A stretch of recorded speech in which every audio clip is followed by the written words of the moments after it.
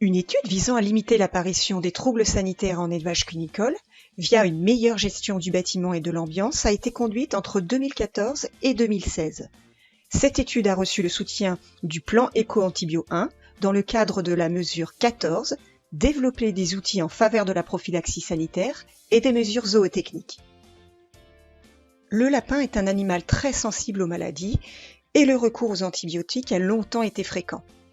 Depuis plus de 10 ans, la filière cunicole s'est mobilisée dans une démarche de progrès pour réduire l'usage des antibiotiques en élevage en organisant et en construisant un groupe de réflexion, une charte de progrès, des formations et un plan individuel de progrès.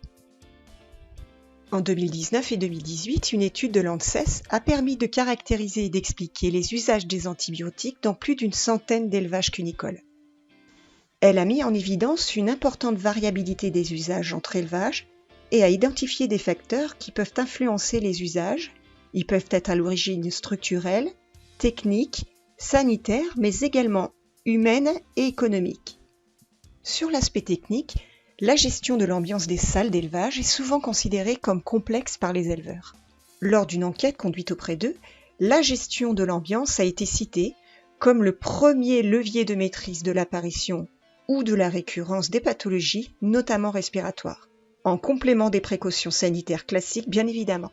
La filière cunicole s'est donc mobilisée pour conduire une étude terrain afin de proposer des outils de diagnostic et d'identifier des points de vigilance et axes d'amélioration à mettre en place en élevage pour mieux gérer l'ambiance des salles et réduire les risques de maladies respiratoires.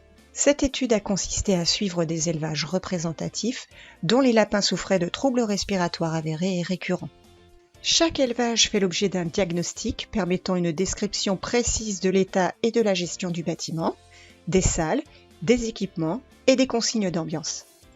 Une vérification du fonctionnement des équipements avec un suivi des paramètres d'ambiance des salles en cours d'élevage a été réalisée, à savoir le suivi de la température, de l'hygrométrie, des poussières, des gaz, des débits d'air, des flux de circulation d'air et les entrées d'air parasites. Les indicateurs de performance technique et sanitaire, dont l'usage des antibiotiques, ont été relevés. Sur la base de ces éléments, les points faibles de chaque élevage ont été listés et un plan de progrès personnalisé avec des actions prioritaires a été proposé. Le projet a permis de créer des outils de diagnostic à destination des conseillers pour accompagner les éleveurs à identifier les points critiques liés au bâtiment, aux équipements ou à leur gestion, mais également des outils pour suivre l'état de santé des animaux. Soit une grille d'audit pour recueillir les caractéristiques du bâtiment, des salles et des équipements présents et évaluer leur fonctionnement et pilotage par l'éleveur.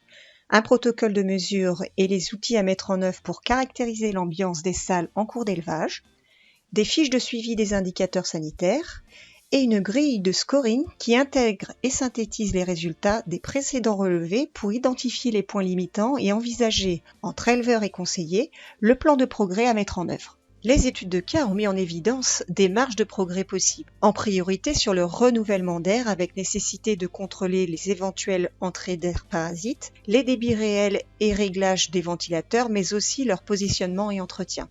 Un deuxième axe concerne la gestion de la température avec comme point de vigilance l'étalonnage des capteurs, leur positionnement, l'entretien et le réglage des dispositifs de chauffage et enfin le dimensionnement et l'entretien du cooling. À la suite de ces retours d'expérience, une plaquette d'information a été élaborée. Elle rappelle les besoins des animaux et explique les étapes clés pour une bonne maîtrise de la ventilation et du chauffage, afin d'offrir aux lapins des conditions thermiques et la qualité d'air optimale pour exprimer leur potentiel de production, tout en étant en bonne santé. Cette année, cette plaquette a été complétée par un outil interactif d'évaluation des connaissances et des pratiques des éleveurs avec réponses documentées, une fiche aide-mémoire sur les recommandations et un calculateur qui permet de vérifier la capacité de renouvellement d'air de la salle par rapport à la charge animale présente.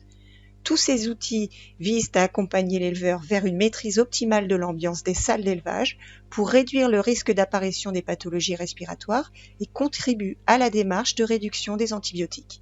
Cette étude a été réalisée par l'ITAVI en partenariat avec les membres de l'interprofession du lapin, vétérinaires cunicoles, organisations de production, firmes services et fabricants d'aliments, avec l'ANSES, la Chambre d'agriculture des Pays de la Loire et les GDS 22. Cette étude a reçu le soutien financier du plan Éco-Antibio.